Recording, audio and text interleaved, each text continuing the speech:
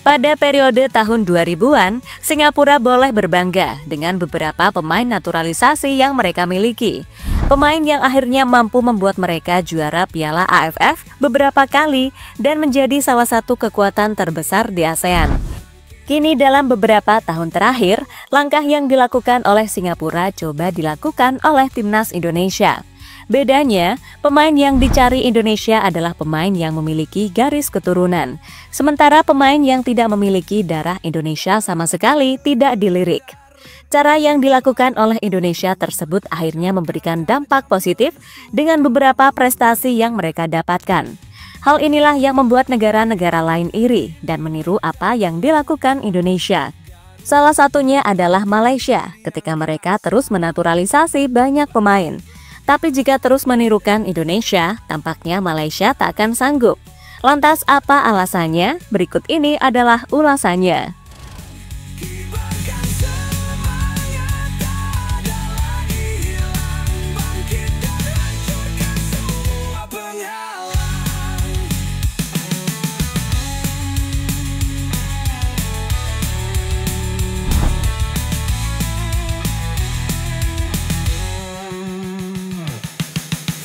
Pecahkan rantai yang menjerat mimpi. Iya, kita pastinya tahu jika saat ini Timnas Indonesia dihuni oleh banyak pemain keturunan. Bahkan pemain tersebut menyebar ke banyak posisi, mulai dari penjaga gawang hingga penyerang.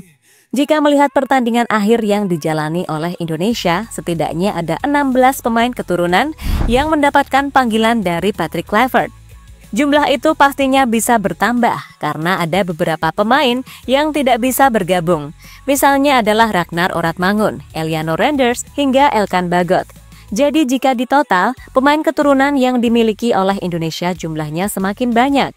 Kini, Indonesia tampaknya belum puas dalam mencari pemain keturunan. Bahkan saat ini, masih ada banyak pemain keturunan yang menyebar di liga-liga yang ada di seluruh dunia, mulai dari Eropa, Asia, hingga Amerika.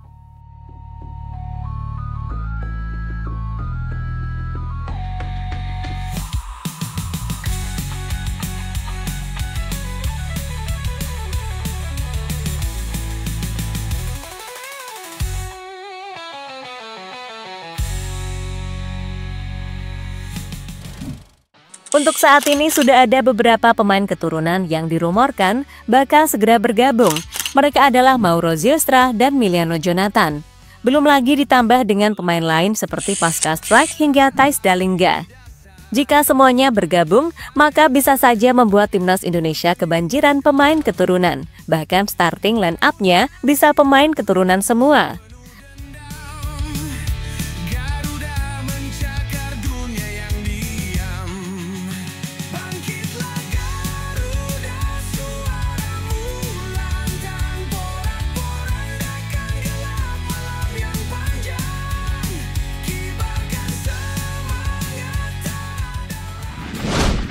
Langsung ditiru Malaysia dan negara ASEAN lain. Jika Indonesia dibiarkan, maka bisa saja membuat Timnas Indonesia semakin kuat dan tim-tim di ASEAN semakin jauh tertinggal. Maka dari itu sebagai rival utama, Timnas Malaysia tak mau kalah dan menirukan apa yang dilakukan oleh Indonesia.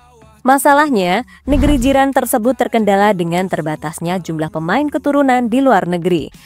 Bahkan mereka sampai ditolak oleh banyak pemain karena pemain yang bersangkutan memang tidak memiliki darah Malaysia sama sekali.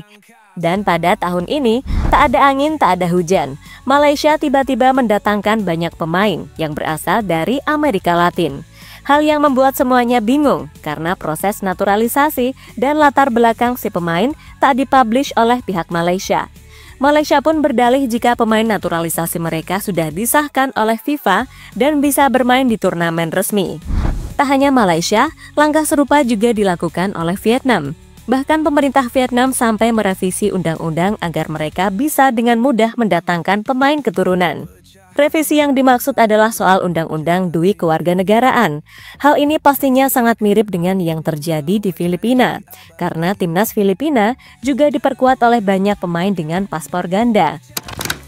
Meski memiliki paspor ganda, tapi saat membela timnas, pemain yang bersangkutan harus membela Filipina, bukan membela negara satunya.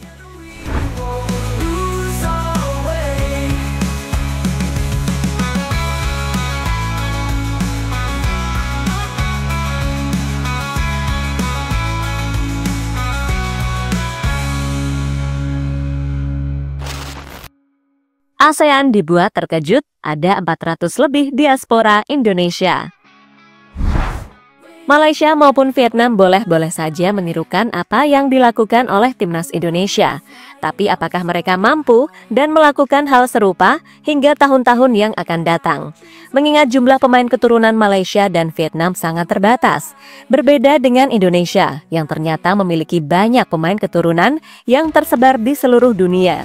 Bahkan menurut laporan dari Kompas di atas, PSSI telah mendata setidaknya ada 400 pemain diaspora. Jumlah itu pastinya sudah bertambah karena data itu adalah data tahun kemarin. Tentu, sebuah hal yang membuat tim-tim di ASEAN kaget sekaligus bingung karena tampaknya apa yang akan dilakukan oleh Indonesia semakin sulit untuk ditiru. Soal banyaknya pemain keturunan, mari kita ambil contoh baru-baru ini yang dirasakan oleh Timnas U17. Di mana jelang Piala Dunia, Garuda Muda telah kedatangan setidaknya 10 pemain baru yang berasal dari luar negeri. Pemain itu pun tersebar dari beberapa negara, mulai dari Australia, Belanda, hingga Inggris. Soal memiliki darah keturunan atau tidak, jangan ditanya, karena biasanya orang tua maupun kakek nenek pemain yang bersangkutan berasal dari Indonesia. Contohnya adalah Matthew Baker. Meski lahir dan besar di Australia, tapi ibunya adalah orang Indonesia, sehingga Baker bisa dengan mudah membela timnas Garuda.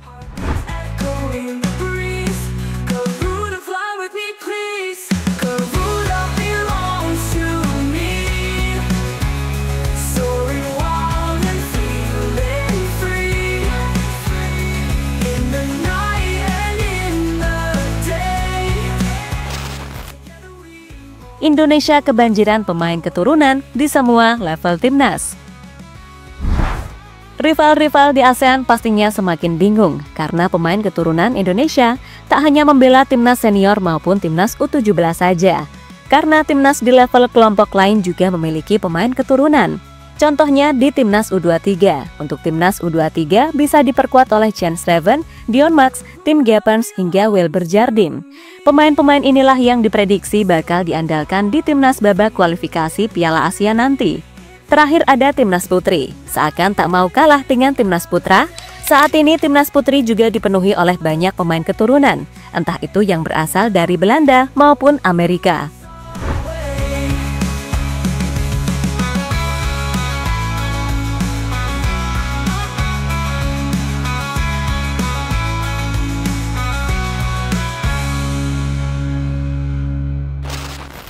Saat ini yang menjadi pertanyaan adalah apakah Indonesia terus mengandalkan pemain keturunan selamanya?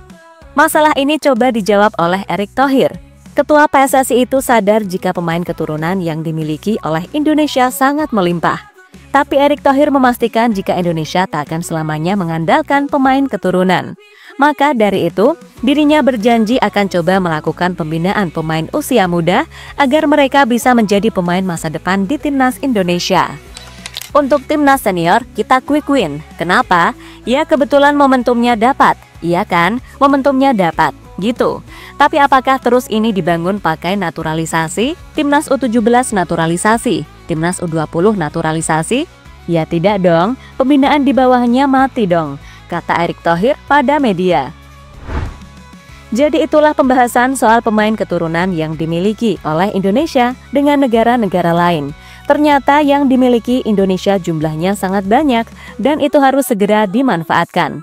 Karena jujur saja, selama ini pemain keturunan telah memberikan dampak yang sangat positif dalam prestasi yang didapatkan oleh timnas Indonesia.